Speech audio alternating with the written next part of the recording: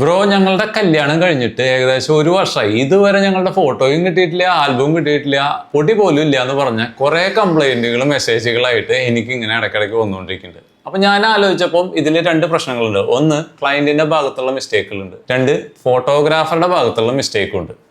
Ideal ആയിട്ട് എത്ര ദിവസം നമ്മുടെ ആൽബം ചെയ്യാനായിട്ട് നമുക്ക് ഫോട്ടോഗ്രാഫർക്ക് കൊടുക്കാൻ പറ്റും? എൻ്റെ ഒരു അഭിപ്രായത്തിൽ ഒരു 45 ദിവസമാണ്.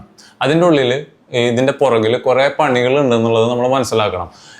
ഈ നമ്മളെടുക്കുന്ന 3000, 4000, 5000 ഫോട്ടോയൊക്കെ സോർട്ട് ചെയ്യുക എന്നുള്ളൊരു പരിപാടിയുണ്ട്.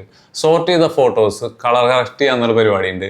അത് കറക്റ്റ് ചെയ്തിട്ട് ഈ ക്ലയൻറ്റിന് അപ്ലോഡ് ചെയ്ത് അയച്ചു കൊടുക്കുക എന്നുള്ള പരിപാടിയുണ്ട്. ഈ ഫോട്ടോസ് സെലക്ട് ചെയ്തിട്ട് തിരിച്ച് കിട്ടുക എന്നുള്ള പരിപാടിയുണ്ട്. ഇത് വെച്ചിട്ട് ആൽബം ചെയ്യണം.